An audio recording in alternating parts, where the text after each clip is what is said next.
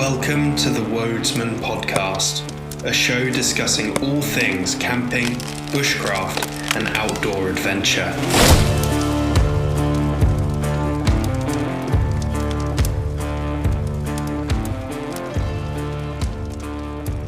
The Wodesman podcast is proud to bring you a unique opportunity from the State Detective, whose mission is to source and offer their followers some of the best beef products on the market. With a passion for steak and World War II military history, the State Detective combines a love for a period in history that integrity, honesty, and patriotism were all embodied. The State Detective embraces these great attitudes, and together we're giving a gentle nod to those who served by offering you, the listener, a promotional code for the State Detective. Use the code Wodesman20 to receive 10% off of your order, and also award 10% to help support the Bearded Fisherman, a UK-based charity helping those suffering with mental health issues. So whether you're in the market for beef jerky, biltong, incredible sauces, ration packs, tanks, warships, or flyboys, and also love bushcraft, cooking, hunting or fishing, check out the State Detective. It's terribly British. So hey guys, welcome to another episode of the Wodesman podcast. I'm here with Tom, Back Garden Bushcraft. Hey. How are you doing, buddy? Oh, mate, I've been really rough. I've had flu for 3 weeks and I'm starting to get over it now. You can probably hear in my voice that I'm not 100%, but I am at least out of bed, which is more than I have managed to drag you out, haven't I, today? Bless you. I know you've been really under the weather, and it's really appreciated from myself for you coming out. So thank you so much, dude. No, it's good to be chatting to you, dude. And not just you. We've got a very special guest here with us today, haven't we? So we do. Yeah. Who's hiding away there? Hey guys. How are you doing, Joe? Good. It's good to be here. That is the dulcet tones of a Mr. Joe Price. It is indeed. Yeah. It's back for another round of chats. Yeah, you just can't stay away. No, it's really good to finally have you back on the show. So how have things been, Joe? Have things been keeping all well? Yeah, they've been good. Keeping busy, getting ready for winter. Now I'm chilling out here with the fire going, talking to you guys. It's like I said, it's minus 18 here. We had I don't know if you've seen the picture I put up on my Facebook page, but we had a big sundog here recently. For your listeners who are listening to me not know what a sundog is, it's where you get a sunrise that has a huge halo around it. Oh, wow. Yeah, it's absolutely massive. Sometimes it appears as like the sun with two big pillars either side of it, but the picture's up on my social media page. And I'm delighted to see it because the sundog is usually an indication that there's a storm coming. So how does it form? Is it like a bit of like a trick on the eyes? Yeah, no, it's kind of like the same way a rainbow would form. You know what I mean? So because you got to imagine that like a storm is kind of like a wave, you know what I mean? So there's an awful lot of pressure and madness and hormones all in that storm. So when it's pushing forward like a wave, it's moving all the shit that's in front of it and changing the air pressure. So the sundog or sun halo or pillars, depending on where you read who writes about it, it's just that storm front meeting the air as it's coming in. And then it's pretty cool because where the break is in the halo is the direction that the storm front is coming from. Oh, wow. So if you're only getting a halo on one side or a halo on the other, it kind of brings it in. And we need it because unfortunately, some people tended to listen to this very, very, very young girl with no climate experience a couple of years back, and people Who was that? Yeah, I dare not mention her name. So the thing is that this young girl made some recommendations which somehow the world listened to, and now Sweden unfortunately produces most of its electricity through wind. And unfortunately about Sweden is there's not that much wind in Sweden. It's a very still country. Yeah. So you get these kind of peaks and troughs because there hasn't been wind here for about 2 or 3 weeks. electricity is absolutely extortionate. And then when the wind and the storms do come in, the electricity is actually, there's so much of it that they give you money back if you use it. You know what I mean? Okay, so I guess they don't have the storage or anything for it, probably, if they're not. Yeah, I mean, infrastructure's a big thing. So, for the past kind of 2.5 weeks, it's been so still here. Beautiful, Oh, no. beautiful, snowy and still. But when I saw that sundog, I'm like, please God, you know, the wind's blowing. I can do my laundry.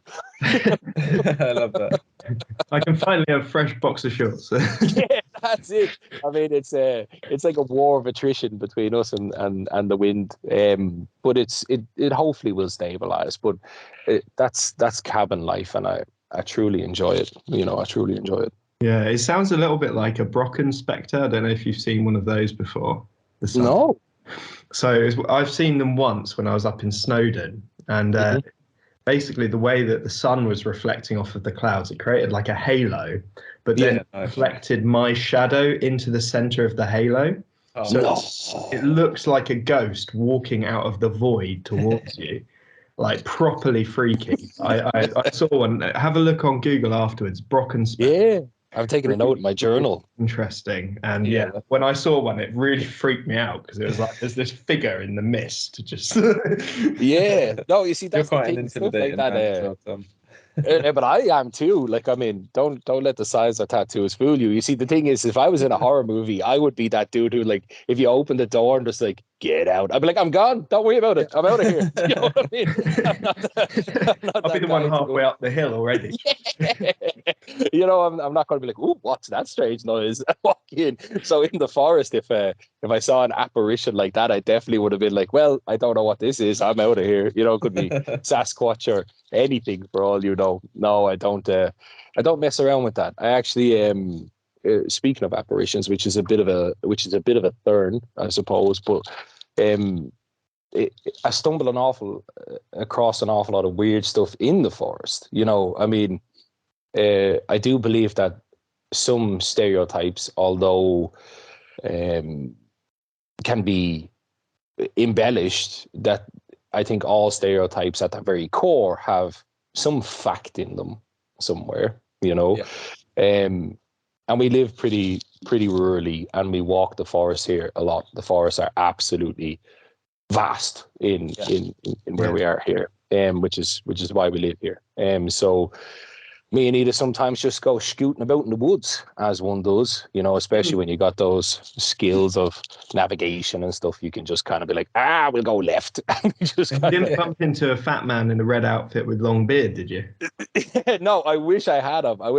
But sometimes you come across some things in the forest that are just straight up weird. They're just straight up weird. You know, I mean, I've found, like, there's a photo up again on my social media from years ago where I was out and I found a load of mannequins right in the middle of nowhere. You know what I mean? All half mannequins, half arms, you know, somewhere standing up. And I was like, you know, your mind kind of goes through some things because it was way off the trail. I was navigating through the forest at this stage, so there was no way markers. Or, you know, you can understand sometimes if you stumble across a bit of an L rave or whatever, you know what I mean, as does happen, and you see the usual contraband. And but the raves are, because, you know, people who are into raves don't like to walk far, and maybe they're not so good. They haven't read Tristan Gooley's book, you know what I mean? So they're usually pretty close to the car park.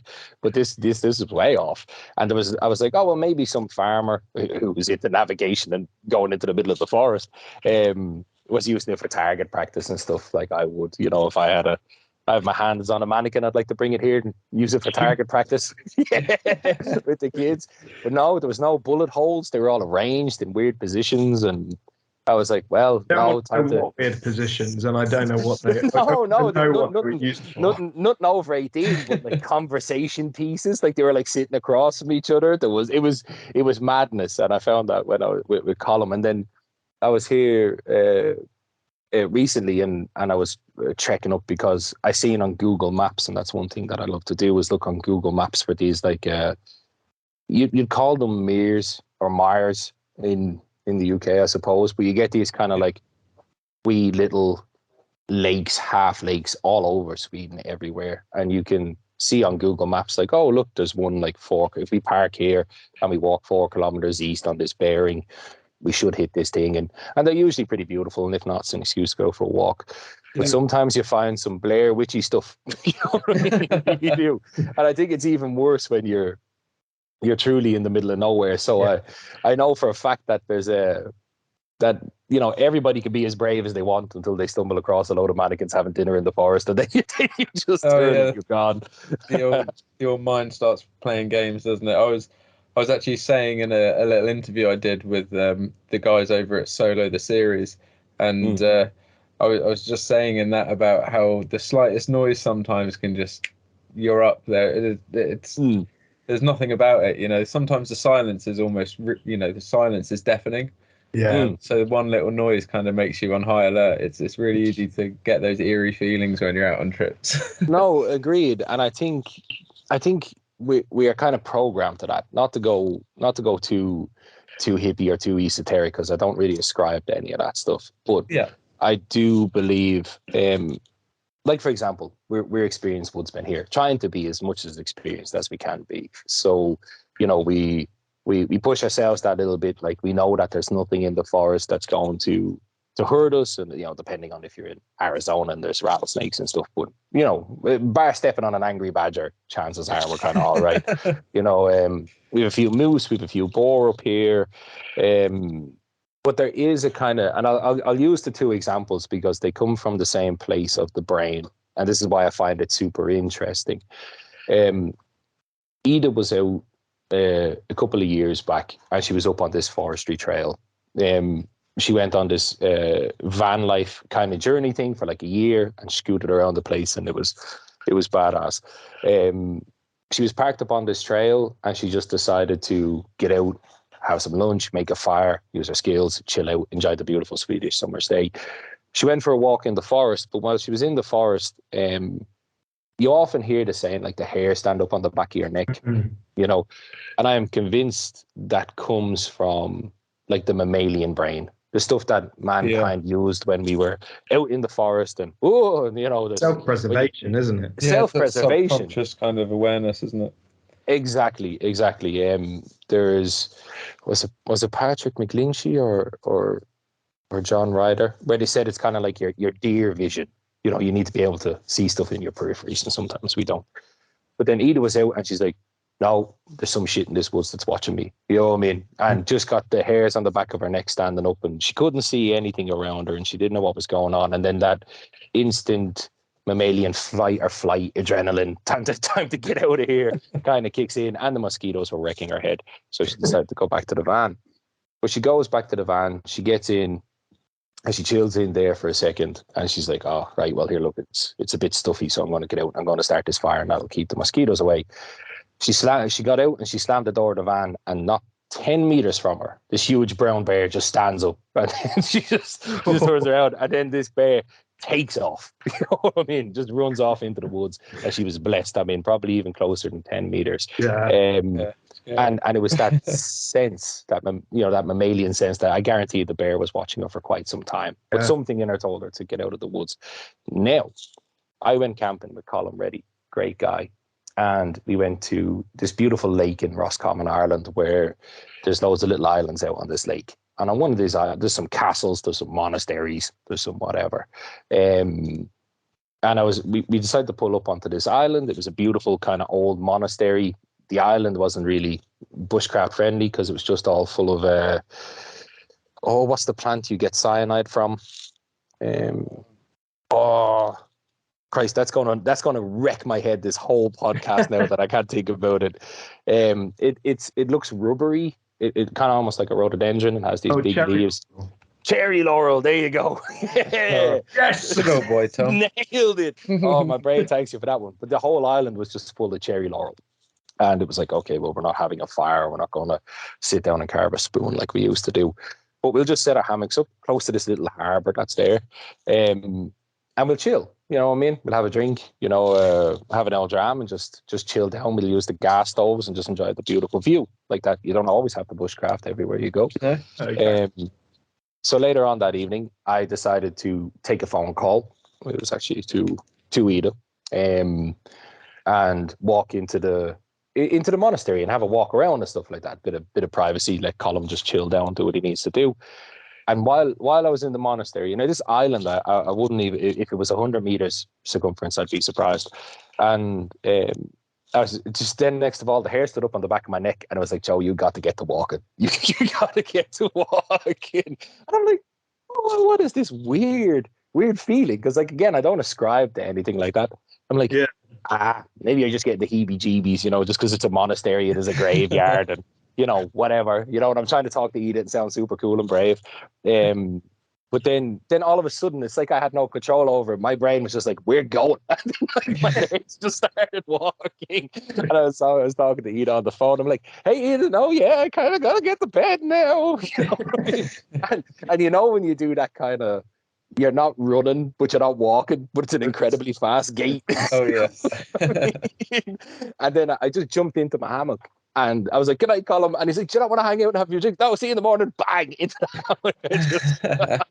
And it was fine. And strangely enough, you and your audience know hammocks, and this could be coincidental, but it's just a good story. So that feeling never left. I never got back out of the hammock at all that particular evening. I just said, right, that's it. I'm done. Zips, sleeping bag up over the eyes. I said, that's it. I'm gonna die on this island. And then Colm had this beautiful hammock set up. It was custom built hammock, all state of the art material, all Dyneema ridge lines, everything. Nice. And then in the middle of the night, the thing just snapped in the middle. The Dyneema just ripped apart, and he hit the deck. It's just all I could hear was and him going wallop. You know what I mean? And then he's like, "Oh!" And I was like, "No, you're dead. See you later, Colm. I love you, but I'm not getting out of this hammock. You're on your own. Whatever's out there with you." And we had a chat anyway, and he just slept on the ground. It was no problem. But we actually put the pictures up on Living to Learn, and people were like, "Oh, it had to be frayed, it had to be this," but no, it just literally snapped in the middle. And I've never seen Dyneema snap. I used to work with cranes and everything. I've never seen Dyneema snap. So you could tell both of us got the heebie-jeebies, because I don't know if you guys have ever experienced it, but I know an awful lot of woodsmen have. But literally the following morning we woke up, normally we'd have breakfast, see the sun, take some pictures. We just literally shoved everything into the canoe and we were gone. So I do believe it happens. I probably mentioned this on the podcast before, so Liam, if I've already told this story, just stop me. But I was camping at a youth hostel with my mate Heaney, and it was pitch black. We were the only ones there. It was pouring with rain, so we were in ponchos. Built a big old long fire because it was one of the only youth hostels around me you can actually still have a fire because it's actually in the woods. So we built a big old long fire. It's sort of October, November, so it's pretty cold. No one else is there. We're huddled around this fire, and it's pitch dark, and we just hear this sort of and I was like, "Do you hear that noise?" And he was like, "Yeah, I don't like it. I don't like it at all." And it gets closer and closer, and then we see a little bit of light snaking through the trees on the little path that leads to the youth hostel, and then the squeaking's getting louder. I'm like, "Okay, right, what is this?" So my mate grabs his axe and he's like, "Right, if we need it, I'm here." It's coming right towards us. And it turned out that there was this shoveling man who's sort of hunched over, and he's pushing a wheelbarrow randomly woods at midnight. And we're just like, "Right, this is weird." And he just heads straight towards us. All we can see is the head torch just gunning it straight towards the fire. And this hunched over man sort of pushes this wheelbarrow, sets it down next to us, and just comes and stands next to the fire without saying anything. Like in the middle of the woods, with the only ones there, and suddenly this guy pushes a wheelbarrow up to the fire, stands warming his hands next to us without even acknowledging that we exist and we're there. My mate's still there clutching his axe, just like, "I'm ready." like a coiled spring. And he just sort of stands by the fire, and we're like, "Hello, you all right?" And he doesn't say anything. And eventually he just sort of shrugs, goes back over to his wheelbarrow and gets the tent out and goes and sets the tent up next to us. Never started from a horror situation to an incredibly awkward social situation. We slept uneasily that night. Yeah, I can imagine so. It happened to me there in September. me and Ida were walking again in the forest. We wanted to collect some materials. That's the great thing about why we chose to live here too, is we talked to all the forestry owners, and whenever there's some down forest, they leave an awful acres of birch that's just downed, and that isn't good enough for the wood industry. And also they wanted to decompose for the landscape and stuff. So they said that we can go in and get all the birch we can carry, and bow drill sets that we can carry for our classes. We never take more than we need. And one day me and Ida were in the forest, and in this kind of just freshly cleared area, it was a good hike in. Again, no trails, bar if you wanted to walk in the forestry machine tracks, which are horrible. Yeah. And we were just tipping along, a lovely sunny day, carving birch, and then out of nowhere, this dude who could have been anywhere from 90 to 200, you know what I mean, just that kind of old Gandalf looking dude in wellies and a jacket from the 80s, and just appeared. He's just like, hello, and I'm like, where did you come from? And he stood there, and he talked for like a second, even though it seemed like he wasn't having a conversation with us per se, and then just tipped off back into the woods. Like, no backpack, no axe, no nothing. I was like, how did he get here? And if you look on that's why I get freaked out about these things, because if you look on Google Maps, there's no houses for like 50, 60 kilometers around this place. But randomly, this dude just showed up. I was just like, how's the form? I was like, that's crazy. Where did you come from? And he tipped off. So it does happen. There was this there's this tent. I know Tom knows it quite well. Oh yeah, the tent. Yeah. In a spot that I frequent, and when I first started going to this spot, I wasn't aware that this kind of tent settlement area was there, and so I'd set up camp, and we were exploring at dusk for more firewood, and we come across this silhouette of what looks like a really, really big tent. And we're like, oh no, there's like other people here, but it's really dead silent. This is really strange.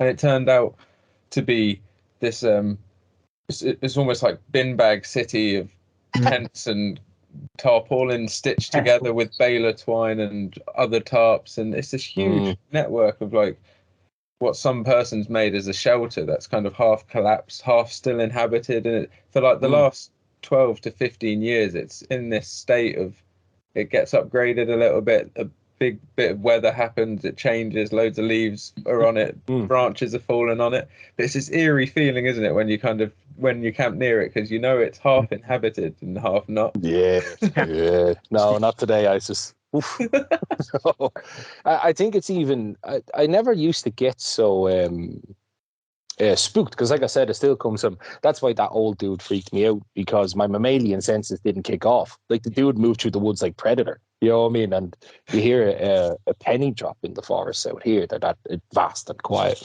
and I think that's kind of put me a bit in tune more, because I think you notice it a lot in people who are in the woods a lot, like ourselves. I mean, we're after talking for 10 or 15 minutes about these feelings that aren't really explained, about these strange going-ons, because like in a city is very curated. It's concrete, it's cars, it's a few bits, but in the woods it's still a bit open, still a bit natural. I think that's why the Bigfoot mysteries are still interested, kind of like the way back in the day of Columbus, people would have been like, oh, what's in the Americas if we sail west? Who knows? It's the land of gold, El Dorado. But then you do still get the heebie-jeebies in the city as well. It's just different. Like, when you're turning a corner down a street you shouldn't be in, or exactly. That's a very fair point, Tom. Off the road, you do have self-preservation within you, don't you? It's just slightly different, I guess. Yeah, it's easily distinguished landmarks. And it's easily explained, whereas in the woods, as you say, you're so remote that it's, when something's not quite right, it stands out more, I guess. It is. And I think you hit that's exactly where I was going. You hit the nail on the head, that like that's what I mean. There's a town that's maybe 15 kilometers away from me, and it's a very small town. There's a few farms dotted between us, the town. Then Mora, which most bushcraft people know, but Mora is maybe 45 minutes west, and this town is maybe 30 minutes east. You know what I mean? And that's and then it's nothing between my house and Norway, on the other side of it. So when you're aware of this vast expanse, if I'm in the forest that are maybe a little closer to town, or in the forest that are maybe a little bit closer to Mora, you can kind of expect them to be a certain way. But when you leave your home thinking, right, it's -18. The snow is like 6 inches deep. We're heading randomly into the forest. That when you do see stuff, well, then you're like, "No, this is just too extreme." And like you said, I think it's amplified by the fact that you what I think, like the mammalian reflex in anybody, I think it comes from expectations. It's almost like presque-vu. So when you're in a place where you expect to see nothing but pine, and you suddenly see a deer skull smacked to a tree with a load of sticks underneath it, you're kind of like, that shouldn't be here. You know, your brain can spot the pattern super, super quick. But no, it's been very interesting because a woods person as I am, I have to say that the 2 years of living in the cabin really did kind of have a change to my perspective and also a change to my skills drastically too. I have to admit, as in how I apply them. We're playing it, like we just do it on a weekend when we can, but like you're living it when you're out there, aren't you? So that's the difference. It is. It's really, as well really why I interesting. like the kind of hunting introduction to what I've been doing lately as well, because I've been getting that experience of trying to spot what's out of the ordinary in that respect. So it's kind of translated to bushcraft in a very intimate way as well. I like that word. That's a good word. Yeah, it's just made it a bit more intimate.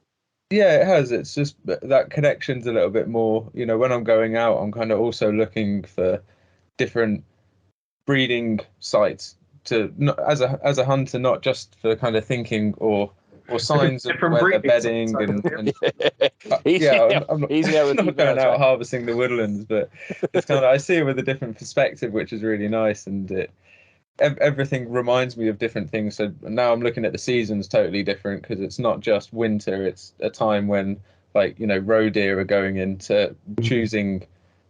The women are kind of, at the moment, the does are kind of choosing what genes they go with. So they will have been inseminated by different bucks, and only in December they'll kind of move the correct one that they've decided is correct. They'll siphon it out of all these different kind of bucks they've gone with and say, right, that's the one I'm going to go to fawn with. So it's quite an amazing process. Amazing. But the gestation period is like really extended. So now I see December as like a time of like almost like Easter. No, you compare that to what I saw on Facebook this week. It was someone had built a Christmas tree out of antler sheds. Yeah. The amount of comments that were like, he's killed hundreds of deer. It's like, and they were like, he has the gumption to say that no animals were harmed in the making of this tree. And I'm like, because no animals were harmed. Because yeah. Who does he think he is? Where's Greta? Get Greta on the phone. The thing is that that's the one thing that I've really started to learn here, that, without getting, I won't get too conspiratorial about it, but what I'm saying is that being out here, like my neighbor, for example, he's a forester, third generation forester, lives out here. He's made of salt and grit and chainsaw oil. He's a fantastic dude.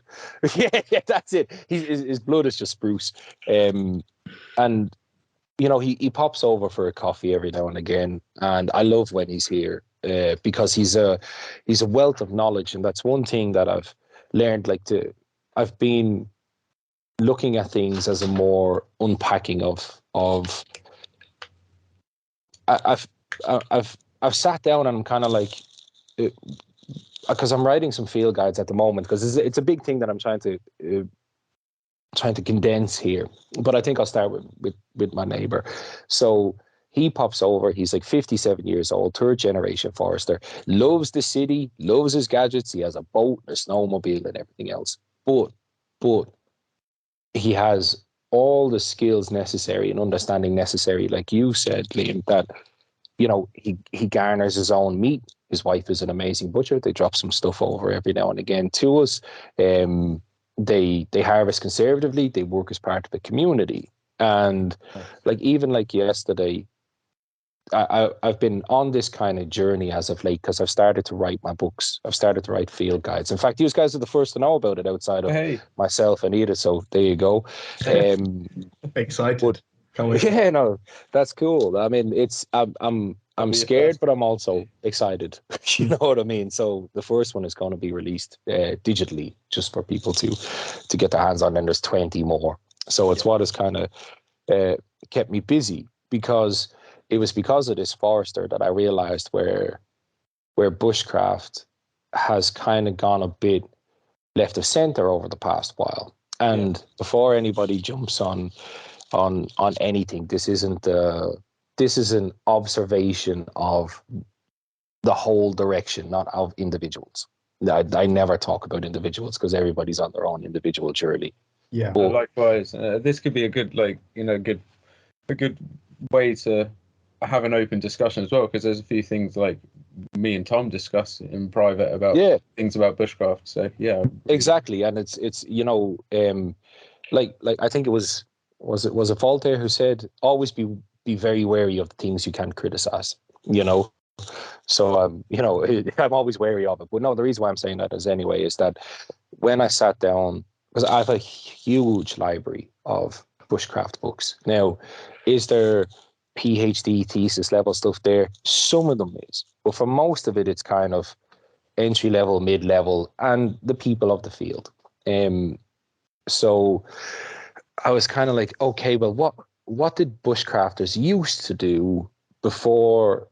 Because the one thing that I believe, because I don't know if I'll ever be famous or well known or be a millionaire off the back of anything I do, but I have other stuff in place for that. You know what I mean? I take product photos, I do other things, and all the more power to anybody who's able to make 100% of their living off bushcraft. Go them, and the space needs more of them.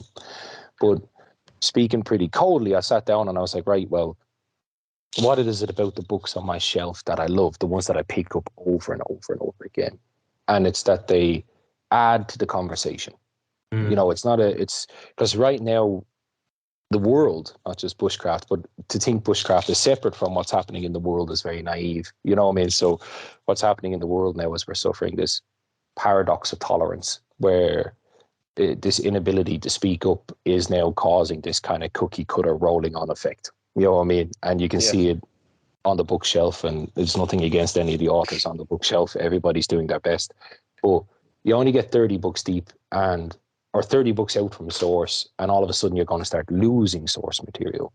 So I actually picked up my phone and I said, right, I'm going to talk to these people. I'm going to talk to, is there any grandchildren of anybody of the great authors who are still alive? And believe it or not, Kephart has granddaughters and great granddaughters, and so does Ellsworth, and they're all available to talk.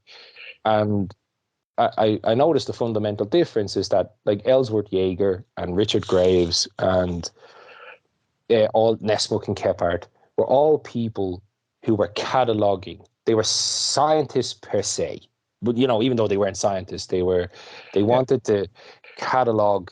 Like, for example, most people may not be aware, but Ellsworth Yeager, the writer of Wildwood's Wisdom, in the Boston Smithsonian Museum, there's over 400 of his journals. He was actually paid by the government to go, hey, you need to go out and study all this indigenous knowledge, and bring it back. And then Richard Graves was the same. It wasn't like the modern dude where he went out and, went to classes and went to courses and he had YouTube to hand. And see, that's the thing. That's what I think.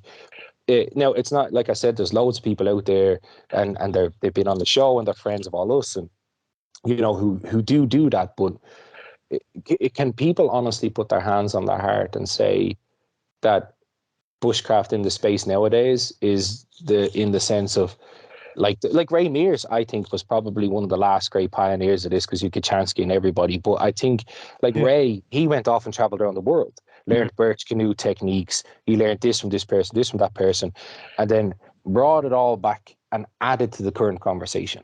It's like, hey, I've gone off to this land and I've talked to this person, and this person does something really interesting, so I've brought it back, and now I'm adding to the conversation. Now, did everybody in Nessmuck and Kephart space do that? No, they didn't. Some people just wrote fishing books. Some people just wrote, just guides, just instruction manuals for people out there. But then there was these greats who's still on our bookshelves now, and even modern ones like Kachansky and John Ryder and Patrick McGlinchey and Paul and Ray. But I'm worried that in our circle, our generation of Tom and Liam and Joe and people in their 30s who are into this, is who's still carrying on that essence. You know, who's still carrying that on? So I thought I was going mad anyway, because I live in a cabin and I was staring at a bookshelf for like 30 minutes and I was like, what's going on? But then my neighbor popped over. Now, he's not famous, doesn't have a YouTube channel, doesn't do social media, couldn't be arsed about it. He just cares about how much wood is in and is his Alaskan timber bill going to work this winter. So too busy doing it. yeah, but it's just, there is people out there who ain't in the social media space. So he popped over to the house a couple of weeks ago, and and I'm going to say it on the show because you guys are great, but the first book that's coming out in the series is how feather sticks. Everything I know about how to make feather sticks. Just absolutely everything. You know what I mean? Is it favorite thing to do? yeah. I love feather sticks. You do. You're a sucker. That's it. And the thing is that you know, there is other ones coming down the line, obviously, but it's just I was like, right, I've got so many journals here. That's what Ellsworth did. They went and catalogued and just wrote and tried, and then they came home and then they made the feather stick over and over again, or they made whatever project it was over and over again, and then they took notes. You know, did all those notes like Kachansky. Kachansky has rooms full of journals. You know what I mean? And it's like, it's just with something like that, it looks simple until you try it, and then there's so many different techniques that work for different people. Well, every angle throws a different curl. Even every blade works differently with every different wood. It's amazing, the nuance. It is. We were talking about how softer woods, like, you know, act differently the other day. Just, you know, when we were talking about spruce, how lovely it is to feather. It is, and hazel, and there's a little diagram in the book of Joe's recommended woods from my journals that I thought were savage and the ones that are completely shit. So, and like you said, it's like where do you stop once you start clicking away, especially if you're as into the subject as I am, but then you disseminate through it.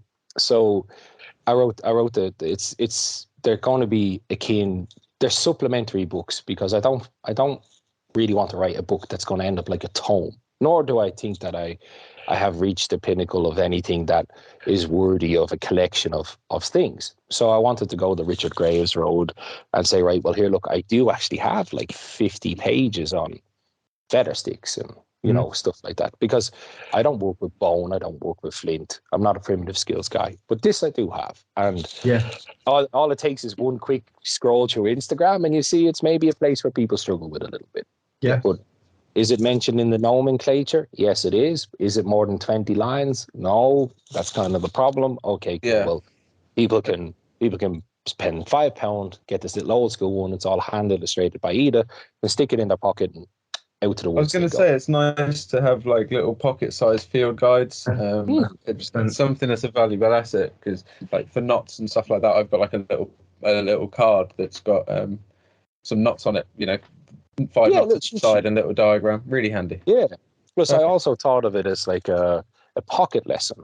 So it's, if you come to one of my classes or if I'm teaching at anybody else's school, it is literally my lesson in 40 pages. And then a few little, hey, did you know that if you do this under a full moon, this happens? Hey. So where I'm going with that anyway was that I finally finished it, so it's due to be released soon.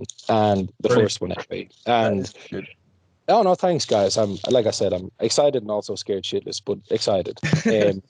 Anita is currently just working on the last of the illustrations at the moment. Where will people be able to find that, Joe? At the moment on my website, but the first one, because this is where I kind of suffer a little bit, because I do genuinely believe that knowledge should be free. And that's the whole thing I do, you know, most of the time. And anything that comes back off the tail end of it is cool. But of course, lights need to be kept on. My space is a bit different. So I'm going to release the feather stick one on our website, East Gogok Mark. And we're actually kind of thinking of changing the name to In Forest and Lands, which is what it's called in English. But for right now, you can find it on eastgogokmark.com. We'll put a link on the description for you. Peace, guys. It should be released on the 20th. But I really want to pay homage to the guys that were back in the day, like Kachansky. I have all of Kachansky's little field journals, and they're all his handwritten notes, and it's just absolutely beautiful. And I'm like, right, cool. If somebody wants to take that, buy a digital copy of it for whatever it's going to come up, it's going to be pocket change anyway. And then people can be free to do what they want with it. If people are instructing scouts and they want to have a lesson, print it out, give it to the scouts. You know what I mean? Have it on your phone. You know, people are going to take screenshots of these things and all that stuff anyway.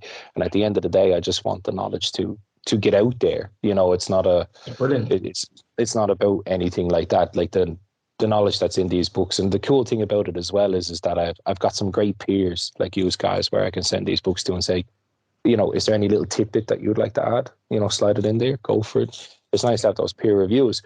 At least I thought I did until Shell came across to my home. That's his name, is his coolest name ever. Spelt with a K, you know, he's Norwegian. So he tipped over and he's sitting here and he's one of those dudes that's unequivocally unimpressed by absolutely everything. You know the types. You know what I mean? So he's sitting on the couch here, smelling a like dodgy government avoided diesel, and we were chatting away, and he's seen the feather sticks. I've got some feather sticks up in the cabin, just you know, just because they're from special places, sentimental ones. People made them in the home, it's decoration. And he's seen them, and he's like, "What are those?" I'm like, "They're feather sticks." And he's like, "Oh yeah, that's cool," you know. And I said, what are they called in Norwegian? Because that's the thing about these books as well. They've been translated into different languages. There's one in Italian, one in Norwegian. And I said, we found it very hard to find the term for feather stick. And he's like, "Oh yeah, no, we call it a wool wood or woody wool," you know. And I was like, "Oh, that's cool." And he's like, "Yeah, but it's not kind of the nomenclature." And I tried to have a bit of a flex, and I'm like, "Yeah, but look, I'm writing a book on it at the moment. Here's the," and I say, well, a book, I'm writing a guide, and I have in the book examples of feather sticks from different countries to show how people have been trying to do the same thing, but more adapted to their environment. Swedish feather sticks look a lot different to Polynesian feather sticks, and then us Middle European bushcrafters, their feather sticks look completely different to either of them, but they're a mix of the two. You know, because we like to light them with a ferro rod and would go wham. You know, I mean, that's lucky ones. Oh yeah, so he's like, "Yeah, but that's not how we do them." I'm like, "What do you mean that's not how you do them?" Because like the Swedish or no, the Scandinavian feather sticks that I've seen in the books that are out now are kind of like little carved spruce trees. You know what I mean? You just kind of shave these chunks up. Yeah. Yeah. And he's like, "No, check this." So he walks over and he grabs my jack lower up from above the stove, and he takes a log, like a triangular shaped quartered log from the pile, and he goes 1, 2, 3, 4, 5, 6, and creates these 6 kind of foldy bits. And then on the 7th one, like you're carving a spoon, he just pushes through the grain. Then it just falls off. And then he turns it over, 1, 2, 3, 4, 5, 6, pushes through the grain, another one falls off, 1, 2, 3. And he does that for like maybe 5 minutes. An awful lot of skill in this dude. He done it on my living room floor. And he created like 10 of these things super quick. And then he's like, "You just light your birch and you put those on it. Job's a good one." And I was like, "Well, god damn. I've never seen that done before." And he's like, "Yeah, well, if you have mittens on you and it's super cold out and you only have an axe, you split the log into 4 and then you just work the triangles like you would a spoon." You know what I mean? Yeah. So carve 4 off, take a chunk off. And he's like, then you got these little pieces that you can hold with your mitts with the little curls on the end, and you can just hold it over your birch bark. That's actually quite funny because I've done something similar, just messing around when I couldn't be bothered to do a European feather stick, where I've just basically hacked off little chunks and just put them on like as a pile, but they're not like nice looking, so I never put them in my videos, but they work well. Yeah, that's it. I remember Ray Mears showing at the Bushcraft show, like he was like, sometimes he said you're just not dexterous enough to do small curls, just do big curls, chop the curls off. You've got a load of curls. Yeah, that's it. And like, you know, I was like, I was totally blown away by it, because I was like, "Oh, that's super cool." You know what I mean? And like sometimes we do things by accident. His is just more refined, super fast. And then again, we got to give a little bit of leeway, because birch is everywhere over here. You fall over birch, it's just everywhere. So naturally, they can light the birch with a match and hold these kind of bigger curls over the birch, and I mean, they're going to go if it's dry pine. But it showed me really what was missing, what I thought was missing. What we used to have in bushcraft was people like us actually took the time to go out to these rural communities, to visit museums, to spend time with folk on the ground here. Like not saying that skill will pass away, but when Shell goes, you know, then what? then what? Yeah. You know what I mean? Yeah, it's lucky Whereas that was documented, you know. exactly, and it's lucky that it's all documented. And I don't know whether the world was smiling upon me or trying to drop me a message or whatever. But I went to a secondhand store. Ida went to a secondhand store and found, because she knows that I love old books for this very reason. You know what I mean? And I don't know if you've seen some of the pot hangers I've been building recently. They're a bit mental, but they work. They work, you know. And she just sent me some photos. I was in Ireland at the time. And she's like, hey, do you want me to get you this book? It's a bit expensive, you know? And I said, okay, well, what is it, you know? And she says, well, it's just this old bushcraft book written by this dude called Stieg from like way back when. It looks like self-published kind of stuff. And I was like, okay, cool, old bushcraft book, dude called Stieg. Yeah, okay, I'm into it. I said, just send me some pictures from the inside of it. And in that book was stuff I've never seen before. Never seen before. And I was like, how much is it? She's like, €50. I was like, get it. Just get it. Just get it. I need it for the shelf. And then what you had got was Stieg's own self-published thing. He probably lived up the north somewhere. But he had those, the pot hangers you've seen me build lately. He had this great way of working with split sticks, because all he ever had was a belt axe, like a little small belt axe, you could tell from what he's built. And with his belt axe, he just figured out ways that, like, all right, well, if I hold it and I split it and I can jam this other thing in, I got a pot hanger. If I jam this other thing in, I've got an adjustable tripod. And literally, it's so quick and so fast. But I'm like, there you go. I need to get that up on the internet. I need to show people so they can go and do what they need to do. And it just hit me again. What? That's definitely a bit of luck finding that. That's a gem. A little gold, little gem, little gold mine. It is, but it's also kind of like you only find what your needle is pointing towards. You know what I mean? So couldn't have gone for a better person who's then going to disseminate that information to other people. Like and I think that's something that I think us as bushcrafters, lovers of the craft, you know, woodcrafters, inspiring instructors, is that it really highlighted to me that there's so much out there that is still left uncatalogued. So much that's still left uncatalogued. Even with social media now as we have it, like people like that Stig dude who may or may not still be with us, he could be dead. You know what I mean? And my neighbor here, just two folks, and I'm constantly learning from people that I talk to, hunters that go out here. They all have.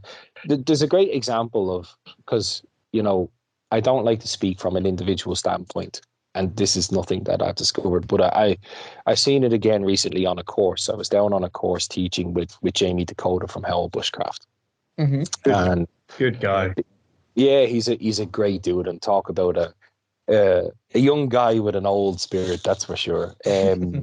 It's nice to sit with him. So when Jamie gives lessons, he likes to give lessons like myself and have a bit of narrative, a bit of storytelling. And Irish in you, Joe. yeah, it is. Yeah, it could well be, but I just it's the way I learn. You know, it's truly the way I learn. If someone comes up and says X equals Y equals Z, I can kind of get it. But if someone paints a narrative, a story, it's very easy for me to remember it.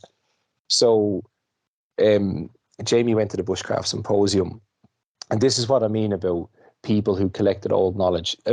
Would you guys know what a Boston rig is? I wouldn't. No, sometimes it's called a Burtonsville rig.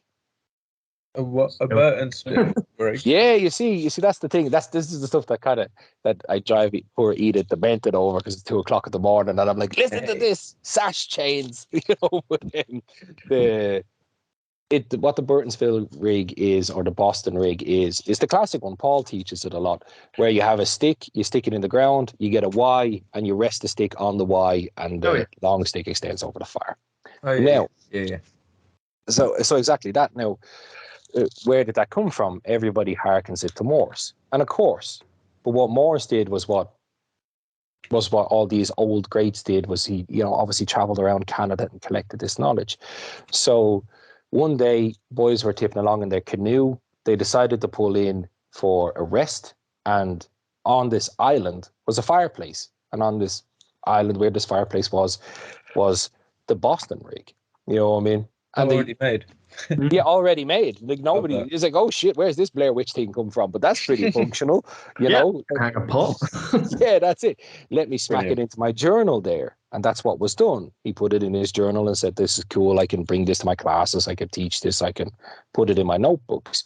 Further down the line, anyway, like all those people are, he's like, yeah, I need to name it. And I want to be honest and I want to kind of give it something. So he went back to the area, started asking around in the houses, doing his research. And they were like, oh, yeah, that island. That's where me and my granddad go hunting. And my granddad builds those rigs. And the family was called Burton. So it's from the Burtonsville rig, you know. I love that. That is Yeah. And little- it's And a lot better. I know how to make one, but I'd never heard it called that before. No. So it just shows that, like, that's amazing now to have a story attached to actually that whole. You're paying homage by doing it as well to that person. Yeah. Oh, you can. Yeah, exactly. Think back And you're on keeping the and here, look, I think it's a lot better than going, I saw it on YouTube. You know what I mean? Well, actually, that's a good. It's a really good kind of little segue into, because that's a really nice little fact that you've given us there, Jay. Like a nice little story, and I think that could be a nice way to go into kind of what we're going to be doing on the next episode, which is going to be our Wodesman trivia episode. I can't wait. That's super cool. It's a great for idea. Christmas. So it'd be a nice way to actually ask some of the listeners now if they've got any little things like that, little pieces of information. If you can word it in a question format and give us the answer, we'll give you the details on how to send that in to us. That'd be really amazing if you guys, the listeners, could send us a selection. We probably need about 20 to 30, Tom? 20 to 30, I'd say. So what we're planning on doing is we're going to have a load of guests. Now, we've never done it with more than one guest before, so this is going to be a whole new thing for the podcast. Yeah. Have a panel. Me and Liam are going to be quiz masters, and we're going to be asking the guests bushcraft-related questions. So if we could have 25 odd questions, I think that would set us up really well, and we can come up with a few of our own. Yeah, and the subjects could be like foraging, bushcraft, general outdoor knowledge, to do with trees, plants, carving, food as well. We're going to have steak detective on there, so it'd be good to get a couple of meat questions on there. Steak detective. I love that name. It's fantastic. Yeah, so I think if we could get some of our listeners to send us a question, so frame it in, for example, how many bricks are in a wall, and the answer is, be a definitive answer like 36 or something. We don't want too many multiple choices. If it is a multiple choice, it has to be a out of a selection that we can then read out as well. For example, the one Joe gave us earlier, which tree that has waxy leaves can be used to make cyanide or contain cyanide? Cherry laurel. That has a definitive answer. That way we can quickly check that you're not just sending us the wrong answer that make us look stupid. We can check the verify that it's correct, and then we can ask the panel that question in our next episode. So it's a really exciting thing. Liam's putting a lot of work behind the scenes into this. So massive thank you to you, Liam, for doing that and arranging it, because I think it would be a lot of fun for all involved. Yeah, and I mean, there's a little kind of financial reward, not to the person who wins, but more to the charity of their choice. So we were going to put in a little kitty pot and also put out a little charity kind of fundraiser link for you guys, the listeners. If you want to chip in, you can also top up the pot. And at the end of January, then we can donate that to the charity of the winner's choice. So everyone like Joe, there's going to be all of our guests, our main guests from this year's Wodesman episodes. And they're all going to be on this bumper episode, which will be the next one coming out. And whoever wins gets to make that donation to their charity. So I think it's a really nice little special way to start the season as well. Yeah, I think so. I think it would be really good going to a good cause, and it will be a really nice way to kick off the festive season. Yeah. Agreed, and hats off to you guys for doing it. You do really push the podcast boundaries, and I think that's I love the idea of it, because everybody gets to learn. I think it's going to be a cool, fun experience. You know, I mean, I really do, and it's something that I haven't seen done too many times, at least in airspace anyway. So I think it'd be beast. It's going to be a logistical operation for sure, but it's hopefully it doesn't crash and burn. Either way, it's something to talk about. You know? That's it. Yeah, it's going to be a few people, and it's It's going to be funny. We're just going to get everyone to kind of submit their answers at the same time. We'll go through all the rules and stuff there, but yeah, definitely send us over some questions. We'll put a little link in the description, and along with an email address where you can send them over. Even on Instagram's fine, as long as we do see them. Just prompt us if we haven't responded in time. Absolutely. So that's something to really look forward to. So please do get those questions in. We'll look forward to reading them. We might not read everyone's questions if we get loads, or if we don't feel that it's fair on certain guests to have certain questions, we'll just leave them out. So we do reserve the right not to ask every question that gets sent in. Just a little disclaimer there. But we do have a couple of other things that we want to talk about today. And before we do, I just want to, Joe, what you were saying about the sort of bushcraft scene. And about pushing it into new spaces, and I think one of the things that is a trap that we fall into a lot as bushcrafters is seeing something that looks a nice way of doing something and then just sticking with that one method, trying different things. So I remember when I was just getting into it, I'd read about Amadou and that you could make Amadou. And so I tried making Amadou. It worked okay. Some of the bits caught with the flint and steel. Some of the bits were still a bit tough and needed more time.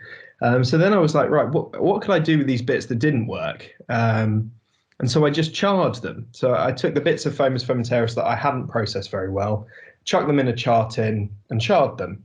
And lo and behold, they worked great. It basically charred Foamus Fomentarius. Worked really well. And I put it up as a little thing. You did? I tried this because I've never seen anyone actually char it. And the amount of hate I got for doing that. That's not how to do it. You ruined Foamus Fomentarius. You could just char your jeans. I was like, but what happens if you don't have your jeans?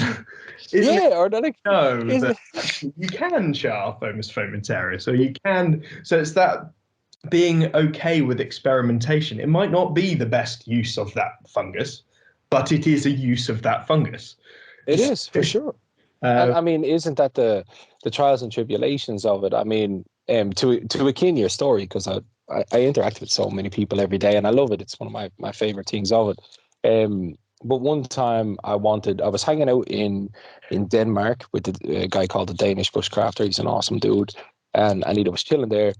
And we were just hanging out in the woods having a good time. And boredom is it's the mother of all inventions. You know what I mean? People need to just get bored every now and again because it really gets that creative juices going. And Rasmus, being Rasmus, was like, "Oh, so Joe, I bet you think you're awesome at bow drills." And I said, "No, I don't think I'm awesome at bow drills, but I said I know my way around one, that's for sure." And he's like, "Bet you couldn't do one-handed." And I'm like, why would I do one-handed? You know what I mean? What's the point of this? And he's like, "Well, what happens? You know, as guys, conversations do go. Like, if you had to choose which animal to be eaten by, what would it be? You know what I mean?" And guys can go off on a tangent. So I said, "I'll tell you what, Rasmus, that's a fair shout. That'll pass some time in the woods. Let's figure out the mechanics of what happens if you had an injured hand or you couldn't hold your bearing block or whatever. Let's just run the experiment." Yeah, exactly. And I was like, well, okay. So we figured out a way to do it. Bits and braces support, all done one-handed with a knife. Nothing that hasn't been done before, but it was an amalgamation of a few different methods. And I done it. And I put it up there going, "Oh, look at this. I'll share it," because isn't that what the very definition of learning and advancement is understanding the basic mechanics and then playing with them, and then seeing what comes out of it. So I put that up and oh my God, the hate. One-arm bow drill, it's fanaticism, that is. You know what I mean? I was accused. I've seen someone do it holding the bearing block in their teeth. Yeah, like the Inuits do. Yeah. The Inuits do that. Yeah. They hold the bearing block in their teeth because they can't put it on the snow. You know what I mean? It's amazing. I've made a case of actually practicing it while I had a broken shoulder. I had a broken shoulder, broken ribs, and I wanted to do it for that reason because I thought, well, if that had happened while I was out on a trip and I'd done, I'd managed to secure my brake or something like that and I still had to get warm, I'd need to know how to do it. So the trial and error of that was really good experiment, and it is a really, really important skill for people to not take for granted, just normal firelighting, normal tasks, doing it with one limb gone. It's totally different. It is, and you have to experiment in these things, because like what good would a car company be? Well, I suppose Tesla kind of did it, but what good would a car company be if they just put a car together without testing it and just let people buy it? All of a sudden you have people crashing into trees and stuff like that all over the place. So you have to have this stress testing, and in stress testing is where an awful lot of innovation comes from. So, you know, just having some fun in the woods and saying, right, well, what happens if my shoulder was broken and I still had a big glider? Well, how am I going to gather material? You know what I mean? And doing those little kind of fun stress testing challenges with my friends, it gave me loads of new ways to, like, all of a sudden then I'm trying to break branches off trees one-handed. That isn't going to happen. So I have to find it on the ground. But not everything on the ground is good. But then you learn that, hey, this tree is on the ground, but the branches or the scaffolds are coming straight up into the air. So maybe that's good. Maybe I can kick them off. Maybe I can use my body weight to bend them off. And it upped my fire game. Now I very rarely cut anything off any tree, dead standing or not, because I know how to look for it on the ground. But maybe it's a philosophical question. Maybe it's something you guys can tackle in a further podcast, because it's something I think about, because there's a lot in that unboxing, in the sense of, there is people out there. YouTube is a great vehicle. It brought us together. Social media is fantastic. But I do wonder sometimes, and I've tried to tackle this, but it's a fairly broad subject that needs a kind of a long format. But like, is ideology forming? You know what I mean? In a space where ideological thinking, you know, where some people may think ideological is like religious and stuff like that, but it's where the term comes from. But it is a mental pattern of thinking that, you know, because of an ideology that's evolving, well, then the creativity that came from the space is going to be stifled. You know, if you don't want to lose the essence of it. No, exactly. Because of that, because to me personally, there's an awful lot involved in a person's response towards what you do. Some people may think a one-armed bow drill in the middle of a Danish forest is a waste of time, and that's totally fine. But then there is other people that I wonder, is their criticism coming from a place of ideology? Yeah, you know. Let's see. Yeah, and even, you know, I think sometimes it comes from a place of I'm not saying like jealousy is in the sense of, oh, they can do it and I can't, but it's almost like, well, seeing someone who's more motivated than you seems as like a challenge almost to them people. It can be. It shouldn't be. It should be almost motivational. It can get quite crossed. Those lines get very crossed over between motivating and kind of insult. You know, some people can't distinguish between that, I think, as well. It is, and I'll give an example of it, just to show where I kind of came to that conclusion. But you go onto YouTube, for example, or you take out some bushcraft books from your shelf or whatever, and just because we're talking about bow drills, there is more to the world of bushcraft, of course, than bow drills. But just because we're talking about it, but you look and it's the same. It's the flat 1-inch set. It's got the holes, the key holes. It's got the bow. It's got the string. It's got a bearing block, etc. Now, that you go onto YouTube, so you've read it in your book in your living room, and you're like, cool, that's a bow drill. Right? Okay, got it. It's one type, but that's the bow drill. And then you go onto YouTube, you put it in, and you see multiple videos of the same kind of bow drill set all the time. And then Guilty. Hey, look, I'm the same. I'm exactly the same, and we all got to learn somewhere. So of course I fell into this kind of thinking that, like, well, that is obviously the fastest, most efficient, most easiest way to do it, you know. And I would never criticize anybody for anything that they do. I love innovation, but then all of a sudden you could see that when bow drills came up all over it. Now, when I was looking to upgrade my journals and start to push my bow drill skills out and experiment a little bit more, do a few bits, I found probably one of the coolest friction fire documents, and it's available online for free. But several years ago I think it's either the Gutenberg project, or it's on the Smithsonian's website themselves. But I'll see if I can find you a link to leave in with this podcast. Nice. But several years ago, maybe even 100 years ago, some dude at the Smithsonian just decided to catalog every friction fire set they had. And he done it in these beautiful wood cut printed engraved, and these things, each page could be a poster. But in it there's probably 200 friction fire sets from all over the globe. And just like, and then I sat there going, oh, so efficiency is what everybody's wanted, but here's one that's in a teeth, there's one that's in a church, there's one that the Chinese did, here's one that the Africans did, you know, and each set, although has the basic mechanics, was completely different and adapted to the person's environment. There was people who didn't cut notches. There's loads of examples in there of people who use 2 holes. They drill one hole, drill another hole. Exactly. The ember doesn't touch the snow, isn't it? Exactly. It gets touched in the other hole. Yeah, exactly. Yeah, and then you got ones that I did there recently where you only knock a notch off from the weather environment. So then you got a bearing block, but then the rest of the log is still protected from the outer bark, and you can put your foot on it. There's because like then there's hardwood forests like Ireland. What did the Celtic people do? Well, they use these huge things with ropes and all sorts of stuff that I've built and proven work, and you know, that got good. But then I realized that I'm like, oh my God, that like within 4 years of this way of thinking, ideology, call it what you will, well then that's just going to be it. And I was like, that's fine if there's a standard practice, because we do need a standard practice. You know, for sure we need a standard practice and a way of doing things.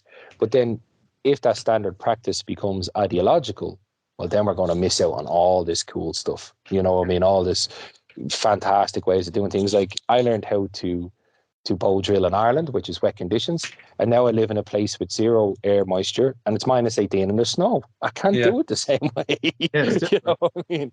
It's not even down to like material selection and like bearing blocks. If everyone was to practice using a metal bearing block or a skateboard wheel, then over time, if that became the method, then people wouldn't realize you can use like a kneecap joint off of an animal or well, it becomes a lot harder when you put people in them places, doesn't it, or those positions, and it's like that dilution of it's almost like the skills are evolving and the skills are getting fast spread, but they're also getting diluted or narrowed down to this one secular kind of way, and you're losing all the nuances of everything else.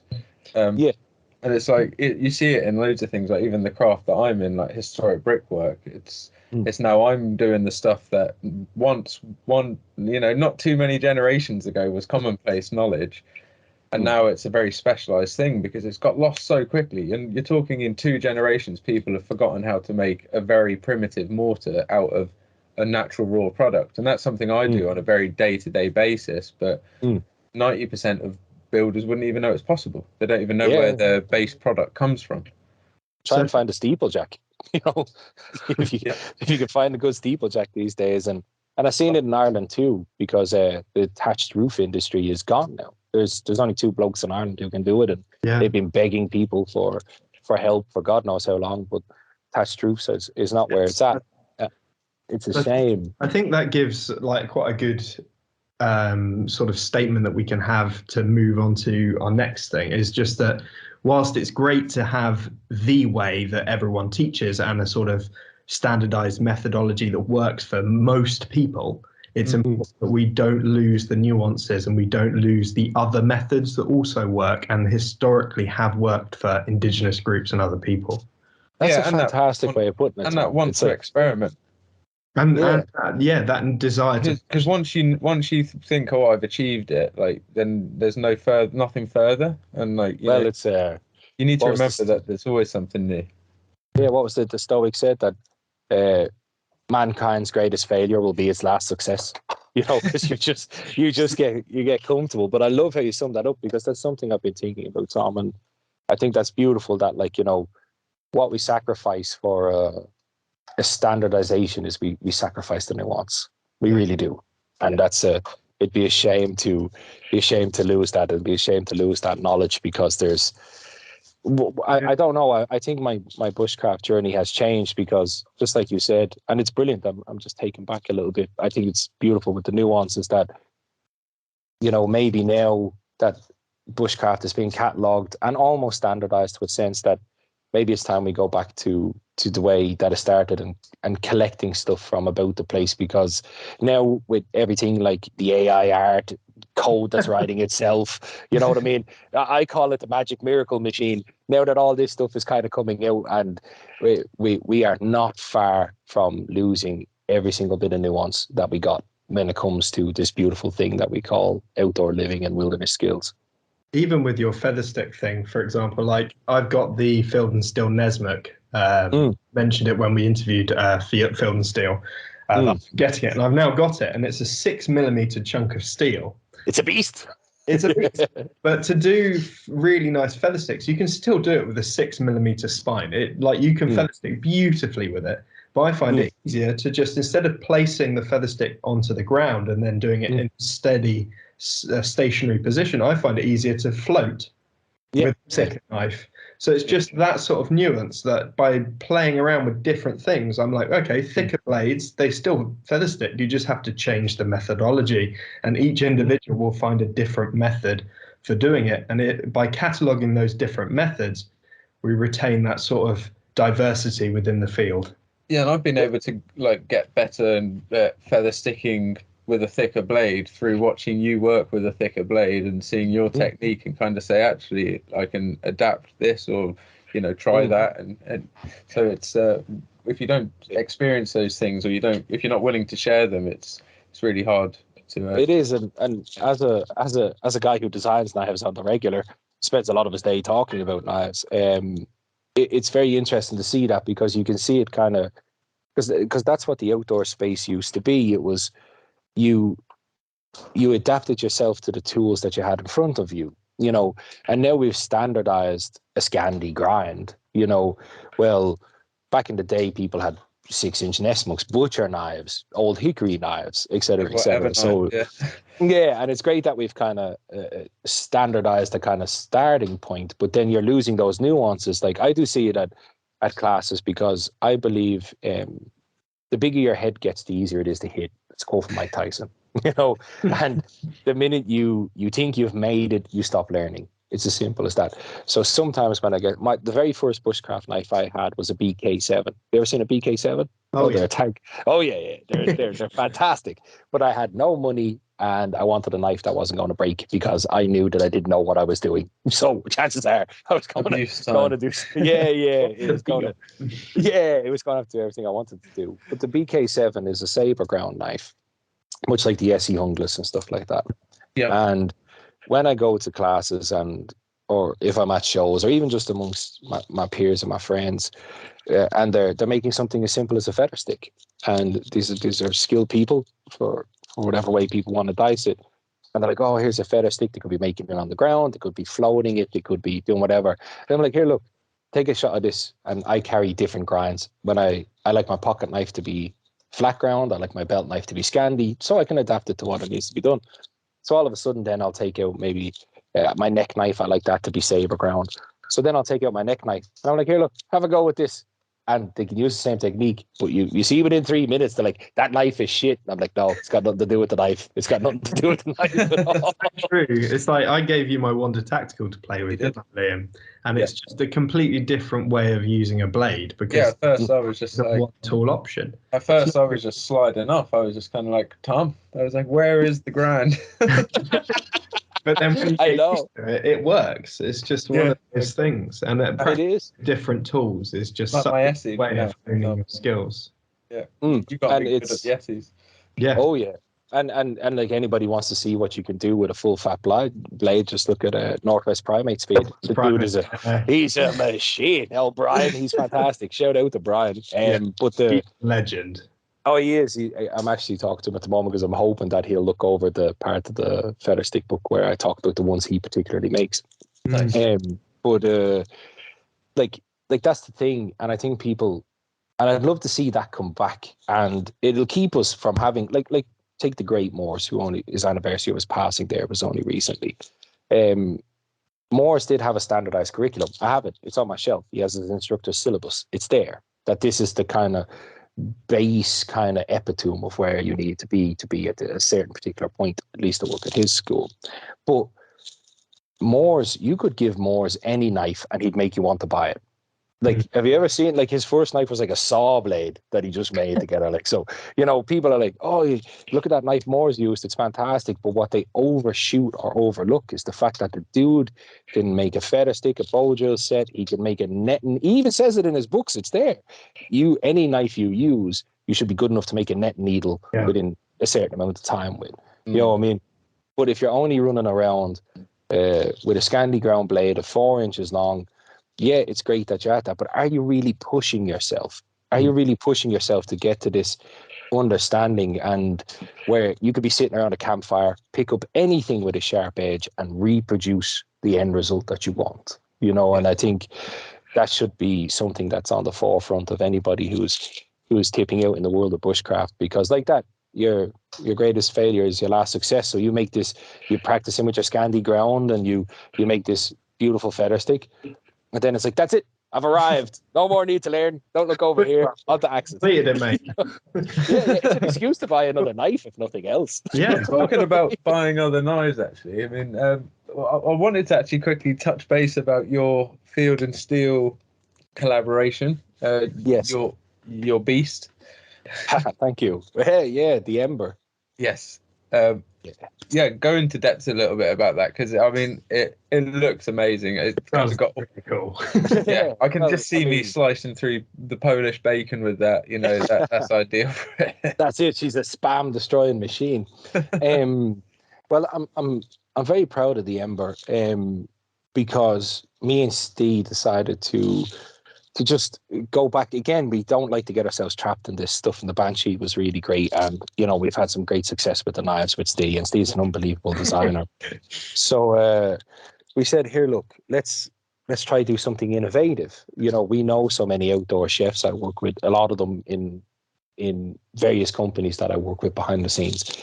And I just got my journal out and I just said, right, and Ida does an awful lot of cooking too and outdoor. So I'm like, cool, let's just watch these boys. Let's just watch like an engineer and see what they're doing. And, you know, you have these big, beautiful chef's knives and they're always on chopping boards because they've no sheets. You know, do you really want to bring them out to the forest? I don't know. You know what I mean? That's it. Then I noticed that, like, okay, well, there's only a certain level of people who cook on a certain level outside who may bring their chef's knives outside. Then I said, okay, let's see what the average person does. Let's see what Liam does when he goes to the woods.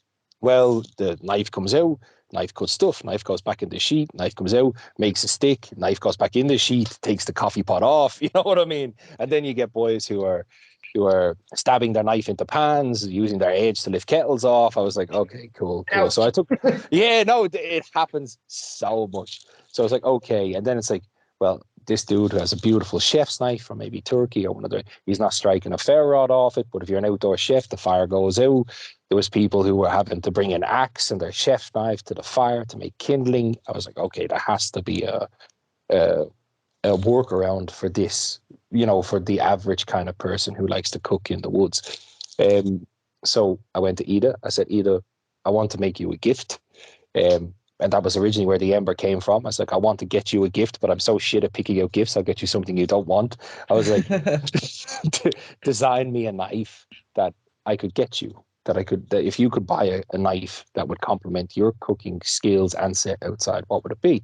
So Ida started putting pen to paper.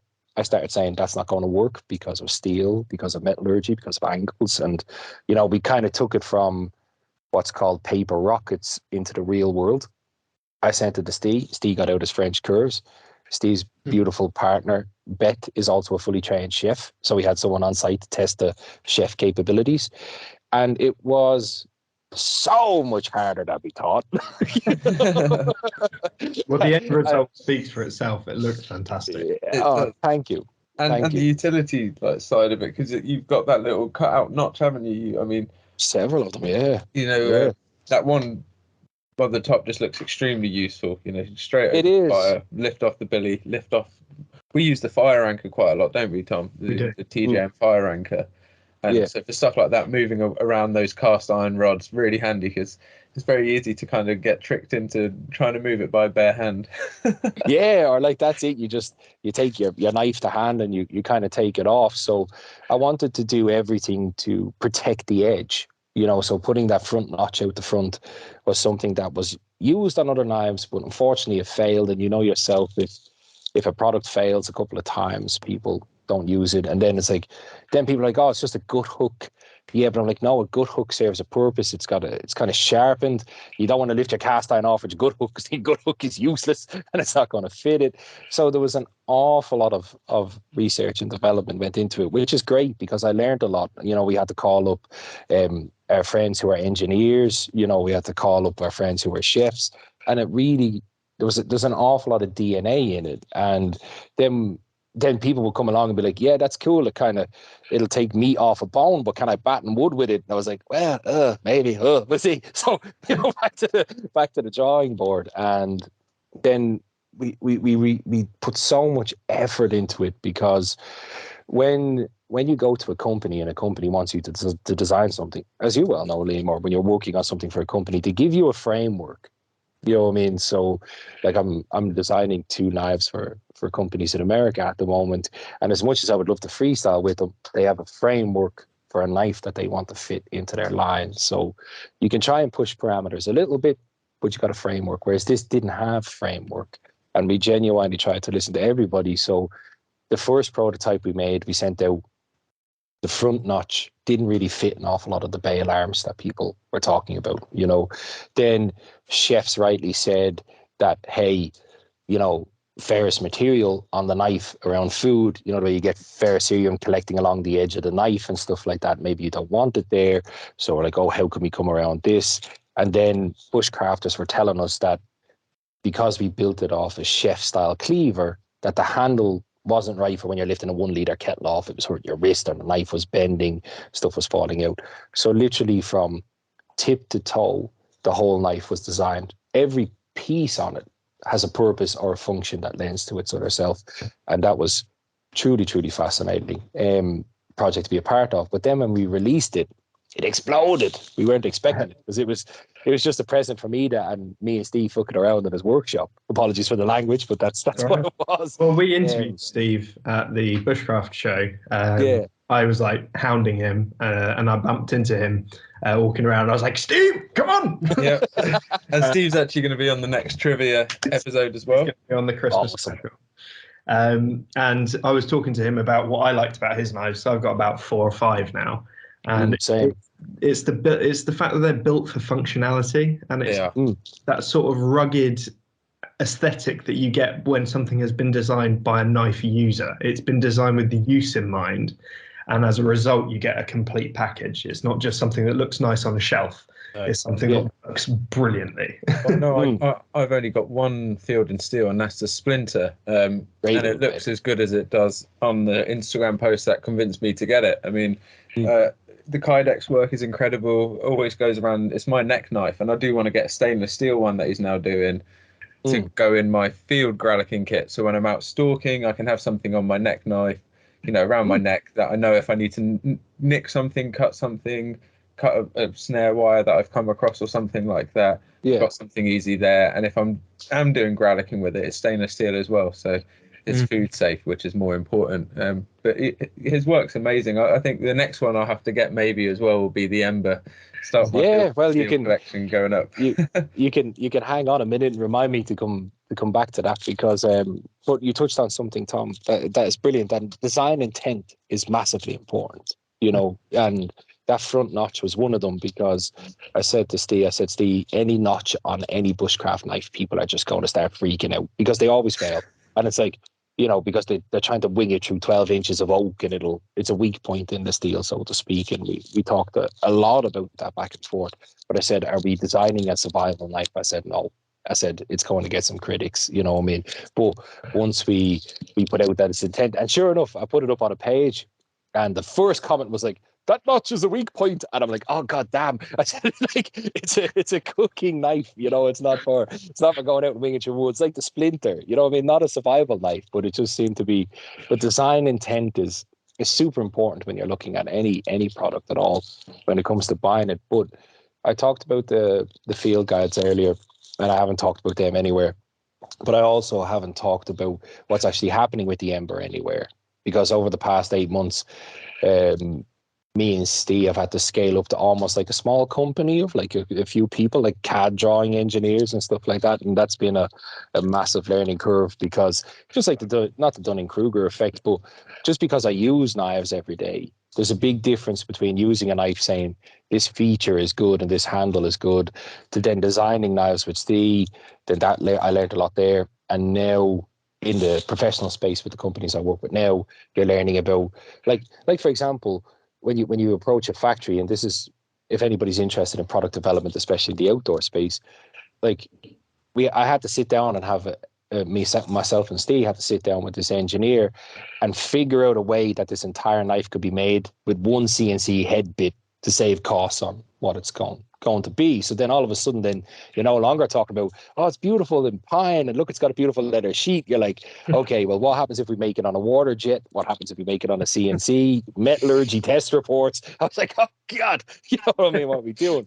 But truly fascinating. But the reason why we did that, I haven't said it absolutely anywhere else, is with the grace of God and Putin stays in his box, that the Ember is going to be mass produced. Oh wow. Fantastic. Yeah. So that's why I've been disappeared. That's why Steve has been working around the clock. But there's a company that has got in touch with us. It's gone for castings in factories. We're talking about packaging and stuff like that. So that's why I said to you, Liam, that you will get a chance to hold one. You can buy one from Steve directly yourself. Anyway, he's still going to be making the custom pieces, but there is going to be congratulations, dude, on the shop generic model. Here, look, I have no idea what I'm doing. That's me in a nutshell. But it was great, because it was a dream for a long time to get to a standard, but it was a dream that I wasn't about to rush. You know, product development, people go to school for 4 years to learn how to do it. There's CAD and costings and shipping and everything else, and there's and field testing and field reports and everything in between.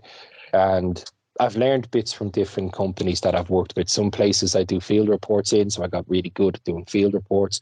I got some great mentors when it comes to product testing, and they do it. They're full-time product testers for huge companies. So in the outdoor space, you know, and trust me, there's some very innovative ways to test backpack straps and everything else in between. Yeah. So the Ember project, when we were approached, because we were blessed that we were approached by several companies who wanted to get involved with the Ember, that we kind of had a bit of a choice. Maybe it happens, maybe it don't, but we kind of had a bit of a choice. And it took us to that next stage then. So the Ember that is going to be on the shelves, myself and Steve have literally took it from his shed all the way to mass production and every step in between. And it was such a dream come true to pull all those strings together and to be able to stand over a product and go, hey, every bit of that product on that shelf was hand touched, hand chosen, hand picked by myself and Steve. And I can understand the daunting task, but that's always what I've wanted from the outdoor space. I love bushcraft. We'll get into more people's hands. More people will get to experience it and use it and see the design and the functionality of that design. I think that's brilliant. Well done. It is, and thank you. But it's something I've talked about before on shows and on that as well, is that everybody has a direction that they want to go with outside. Some people want to be great teachers.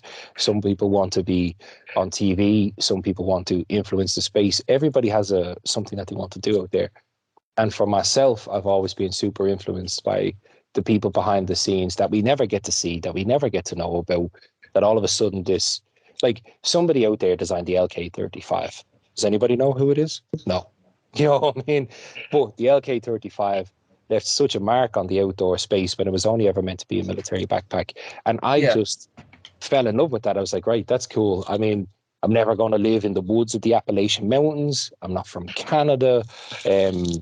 I have a certain skill set, which is great. You know, I'm never going to be on the BBC. You know what I mean? I have no intentions of. I couldn't handle that. You know what I mean? But I said, maybe that's how I can add to the space that I love so much, was that I can use that boardroom knowledge, the talking, the fact that I live rurally to test products every day and build myself up. And now it's great that there's a couple of products out there that I can't talk about that I've helped with, that have done so well. And now the Ember's going to come out and someone like yourself, Lynn, buys it and brings it out to the woods and enjoys using it. And, you know, it saves the edge off an awful lot of knives or edges hitting stones and people. The same with the field guides. People have enjoy that process. I know Tom as well. Tom and I just can't keep him away, can you? That's the best way to be. So there's an awful lot of sentimentality in it, and I think that's why, like I love you guys' podcast and what you do, and why I feel it's a safe space to talk about it. Because when you, as I'm sure you guys know with the podcast, that anything that you create, whether it's a school, a book, a project, a photograph, anything, it almost becomes like a baby. You know what I mean? It's something that you've had so much control over. You're super protective of, and of course, when something is about to happen that you've always dreamed about happening, you're afraid to look at it too hard in case it falls apart. Yeah. I mean? And that's kind of like our trivia, isn't it, Tom? Yeah. Well, this week, I think, as of recording this week is our year anniversary as a podcast. It is. Congratulations. Thank you ever so much. Yeah, and thank you to everyone who's been listening as well. It's been really good support. And thank you to you guys for making it. People think a podcast is easy. I'm speaking from experience. It definitely ain't. And hats off to anybody who makes it to the year mark with many episodes, quality episodes like you guys. It's there's a lot more in it than it is, and and like that, you're contributing to the conversation and improving the space in your own way by bringing people to the forefront and giving people an opportunity to talk. It's much needed. No, thank you very much. And Liam, you do all the behind the scenes editing, so a big thank you to you. And you sent me some statistics this week, didn't you, that we have to thank our listeners for? Yeah, I did actually. You reminded me of those. I'd forgotten. So do you want to go ahead with those, because you've got a better memory than me? Yeah, absolutely. So we were in the top 10% of podcasts on Spotify for numbers of shares. Wow! So I would just like to say thank you to everyone who has actually shared our podcast. It means a lot. It really does mean a lot. We were the #1 outdoor podcast in Thailand. Wow! Winning's winning, boys. Winning. There's a clap for you. That's class. And there were a few other cool statistics, like the amount of different places we have people listening to. I think we're position 14 in the hobbies section in the UK. So just really, really good, and really happy that people are actually enjoying the podcast. So we just wanted to mention that, and that we don't take it for granted. We really do appreciate the listens and the shares, and Liam, I really appreciate you doing all of the editing, because it's one less headache that I have to worry about. Oh, it's a pleasure. I get to listen to it all again, and it's always awesome. And I guess that's why we wanted to do this like little trivia, like I keep saying about, like, which is going to be the next episode, is a little way to say thank you to the guests, give you guys a way of injecting yourself into the podcast. So make sure when you do send over your question with the answer, put your name, where you're from. We'll give you a little shout out. Thank you for the question. And if it trips up Joe or any of the other guests, then you can claim to fame there. The thing that I think I'm super grateful to be on to hear that success. And I can tell you what, I think I can speak from myself and Steve that we are super grateful for the opportunity to be on the podcast when it is and stuff. And because this is the first time that I've mentioned an awful lot of the news that's on here, and to celebrate your first year, that in the new year or whenever the production embassy is the light of day, I'll give you one, and me and Steve will give you one to give away on the show to your listeners. That's amazing. You can give away, just as a humble thank you for staying in the game. There's an awful lot of sickness, and we all have bills to pay and full-time jobs, but those, I mean, just I'd love that. I'd put that on a t-shirt. #1 in Thailand. That's just legend. It's just legend. The #1, we'll do the first ever Wodesman giveaway with the Ember then at some point in the future. That would be absolutely amazing. No, you have my word on that, guys, that you can get one to give away on the show. These are absolutely awesome, and there's a way to say thank you for staying in the space and keep doing what you're doing. Thank you. Awesome, and I think our listeners will absolutely love that as well. So. Yeah, no, you got a great. The amount of shares you got shows that your listeners really got your 6, and I think that's pretty cool. Yeah, thank you.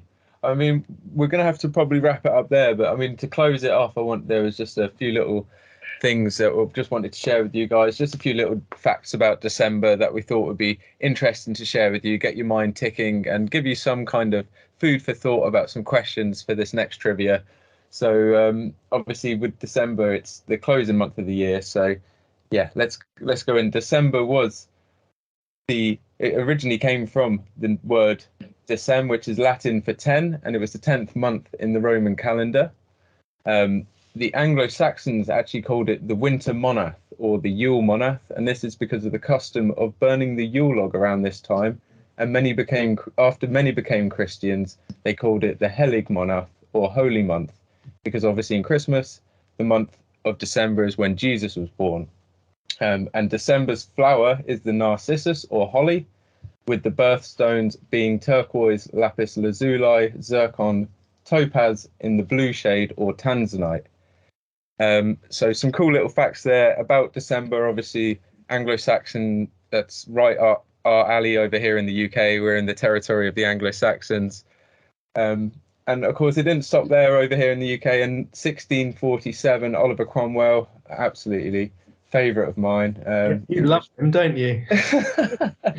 He's an English Puritan beep, and he banned the festivities of Christmas for being seen as immoral on such a holy day. And the ban was actually only lifted in 1660, so quite a long period where Christmas over here was banned. There's an ancient legend as well that states forest animals can speak the human language on Christmas Eve. So maybe, we'll have to get out into the woods and have some conversations with the deer. That would give us the heebie-jeebies, Joe. Yeah, they do straight. And I often talk to myself like that. It's like, why do people want to talk to animals? It'd be the most uninteresting conversation ever. You know what I mean? It's like, what you do today? I shat. Okay, that's cool. What else did you do today? I ate. That's cool. It's not like they're going to impart wild wisdom upon you. I often thought, like Aquaman. Oh, you can talk to fish. What are fish going to say? But yeah, no. I mean, you can go and have some conversation with deer for sure. So the last few things I'll leave you with is a prediction of an almanac who states that if snow falls on Christmas Day, Easter will be warm, green and sunny. Sir Francis Drake actually set sail from England on December 13th, which is just coming up for us. And it is in 1577, he led a voyage around the world. So a cold old start to a trip around the world. Full exploration vibes. That is. Yeah, get the woolly underwear on for that one. Because, of course, the first day of winter is either December 21st or 22nd, and that's the shortest day of the year and the longest night, and it's called the winter or southern solstice in the northern hemisphere, which is where we are based. So there's just a few little things for December for you guys to think about. Yeah, thanks for those facts, Liam. I think they're really nice for us to think about. It's nice to be aware of the season and what's going on. So if you can think of any other questions like that you want to ask our guests for our December episode, our winter episode, that would be amazing. I also just wanted to, before we left, just get a few really quick bushcraft tips for the Christmas season, because I think we as bushcrafters can take ourselves a little bit too seriously, and we're like, well, we're in the middle of Canada, I can't be practicing my bushcraft skills. No, you can. You can practice your bushcraft skills on Christmas Day in your underpants while you're opening your stocking. Do you have cameras in my home, Tom? I do. How do you know? You weren't meant to tell him, Tom. Damn.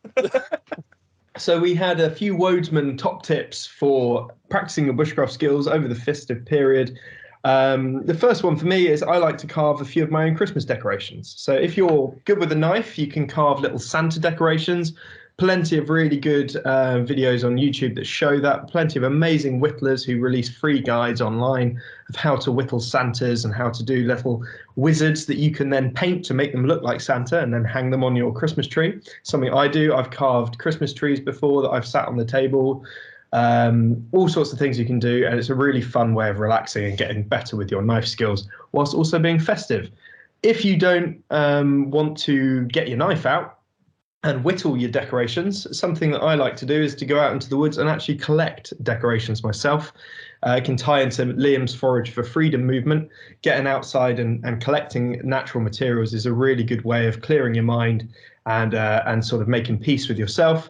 So you could collect things like pine cones. You could collect, I've done birch polypores, and I've taken them off a dead birch tree and left just enough of a strip of bark that I can then tie a knot through that bark and then hang the actual polypores off of my Christmas tree. So you can use pine cones, mushrooms, things like that you can dry out and then use to decorate your tree. Even spruce boughs just to hang around the place can look really, really festive. So get out there, identify some trees, identify some plants that you can use to decorate your house and make yourself feel properly festive. Absolutely, I love that. A couple of other things you can do. I always like to have a fire on Christmas Day. I always visit my parents and they have an open fire. I always make sure that I use feather sticks to light the fire. Hey, damn Skippy. Practicing. So yeah, practice your feather sticks, light your Christmas fire using a bit of bushcraft knowledge. Try and identify the woods you're using in that fire. Maybe select the ones that have the better burn quality. So I'll let you guys do some research and find out which woods you should be using. The British thermal units. Exactly. And then the other thing is it is getting cold out there. So practice using your layers as you're walking around. Maybe if you're camping, try making a water bottle out of a Nalgene and putting it in a sock, or as me and Liam do, we use one of our David Fryer's pouches as a sort of insulator to baffle the hot Nalgene in sort of a cozy. We use a David Fryer's pouch for that. You can use a walking boot sock or anything else, but it's just another good skill to practice, and it keeps you warm if you're camping at this time of year as well. So I just wanted to open this up to Liam and Joe, if you had any other tips as well for ways that you can practice bushcraft in a sort of domestic environment over the Christmas period. If you have any other ideas, throw them at me. If not, that's cool as well. Joe, I'll let you go if you want. Do you want to start? Yeah, sure. Well, there's one thing that's done in the Scandinavian countries, if you want to make your home even more Christmassy, and also as it serves a bit of a purpose, is if you find old discarded Christmas trees, or you can talk to the Christmas tree farmers, or you have access to some spruce to do some pruning, that in Sweden, we like to put spruce boughs or pine boughs down across all our flower beds. It keeps the flower beds from freezing, creates a nice air gap in them, and it looks absolutely beautiful. And every time you open a door, a beautiful smell of spruce and pine comes wafting through. But it's also going to protect your spuds and your ground from permafrost. Another thing, go for it. Oh no, I was going to say I will be using that. Yeah, no, it's a cool tip. It just keeps all that frost from settling in. It acts like a little insulation blanket, and it's beautiful if you do get a bit of snow. It's gorgeous. Another thing that I like to do that's that you don't see too often, but we started doing it when we first moved into the house, and I learned it from farmers market here, is building an L tripod. There's a great thing to practice. And there used to be this tradition back in the early days when people still believed in Thor and stuff, that his goat used to get hungry, but his goat was this massive thing. So people used to build these massive sticks and put bundles of hay and wreath on the top of it so his goat could have something, kind of like leaving cookies out for Santa's reindeer. And I'm convinced it's kind of where that got mixed into our literature. But what modern day Swedes do is they'll build a tripod and they'll go to the local farmers market, they'll collect a bushel of wheat and they'll place it on the tripod and decorate it with some spruce and stuff, and it acts as a bird feeder for the little birdies all year. So you got this lovely bushel on a tripod in your garden, and you just stick really thin spruce boughs into the bushel of hay, and all the little birdies can come land on it. And it also acts as like a old school Wichita trap, because then when the magpies come along, they can't sit on the little tiny spruce boughs, so they just fall off and they can't eat it. So it's a nice little feeder for them. Oh, brilliant. Yeah, so you can build your tripod and support the little local ecology around there with your bird feeder. They'd be the two things that I like to do in the home for Christmas. Oh, that's great. A lot for those, Joe. They're brilliant. And then Liam, you did a video last Christmas, didn't you? Which I did, yeah, actually. Yeah, good. You reminded me there. I did my wreath. So if you want to see how you can go out and use natural resources in the woods, I just went out with a bundle of string and my secateurs, I think. So you don't even need a knife. And I went out and I harvested some different boughs from different conifers. I got some different grasses, some nice, I can't remember, just bits of the forest, lovely bits of everything. And holly in there, didn't you? All sorts of things. Yeah, ferns, and then got some really nice bit of coppice material, made a circle, and then just twined it together and made this really nice wreath. And it was just something nice to do. Really got me in the spirit for Christmas. And yeah, so there's that to do. And one of my favorite things as well when I'm walking about is just look up It's really often forgotten about, but mistletoe is hiding, so much mistletoe hiding away up in the branches. And you just see this kind of ball. It looks like a bird's nest, but perfectly spherical. And you go up there, they're monstrous when you get up close to them. Make sure you're with a pretty lady at the time. Well, yeah, either that or you good bushcraft, bro. You know. Yeah. So that would be my team. We're excited for our camp in a few weeks, Liam. Oh yes. But no, that would be my tea. You know, go out and, like Tom said, find natural things to make a decoration with, like a wreath, or keep your eyes up. Mistletoe. Make some candle holders. Use some birch bark and a split twig. Make a candle holder. And I think there's one other thing which I just want to say, which is I don't want to leave it on a morbidy kind of thing. It's not morbid, but it's more of the kind of please to all of our listeners, if you do go out and involve yourself in it, be careful. Hot tenting. Amen. It is the season for hot tenting. Make sure you don't forget a carbon monoxide detector. We unfortunately had a loss in the community. A chap in the week lost his life when he left his heater on in his tent and got carbon monoxide poisoning and was found dead in his tent. So it's really, big condolences to obviously his family, friends and loved ones. But it's really important topic to remember. As the cold weather comes in, don't get complacent. Be it either with safety, you don't want to get cold and wet, hypothermia, and you don't want to risk getting carbon monoxide poisoning if you're trying to stay warm. No, it's the truth, and it's a very good and very responsible show from you guys. If anybody wants to see the risks with hot tenting and complacency, there's this time last year, a gentleman and his friend went out like you guys and decided to hot tent, and unfortunately sometimes complacency, tents get warm, people fall asleep, and the whole tent burst into flames. Now both of them made it out okay. And strangely enough, you do weird things in shock, but they catalogued the fact that their tent was this blazing inferno and lost an awful lot of things. But the one thing they didn't get out of their tent was their boots or their clothes or anything like that. So it turned into a very hairy situation very quick, where they had a 2.5 kilometer walk back to their car. And that post is still floating around the internet there. It was posted on the Pathfinder page originally. So I think that's a beautifully responsible shout from you guys to just keep the eyes sharp still in these colder months. It's even more important. Yeah, and again, I guess from both me and Tom, a big thank you. We're both looking forward to getting your questions, digesting through those. So get those sent over to, I think it's the Wodesman podcast at gmail.com. I'll put the rest of the details in below. And yeah, from both of us, I think, Joe, thank you so much. Yeah, absolutely. Thank you guys. And it's not too long till we get to have another chat, which is good. And I'm not going to lie, I might get myself a little glass of Southern Comfort and sit down and enjoy that one. I think we can all deserve to kind of have a social. At the moment, I'm sipping Lemsip, so. Get it into you. Get a bit of juniper berries. But no, thank you guys for having me on. It was always a pleasure to talk to you. It's you answered some questions for me that I've been struggling to answer too for quite some time, and I hope your listeners found it engaging. And keep up the great work. Keep up the amazing work. Thank you very much. Cool, guys. Bro. Take care. Take care.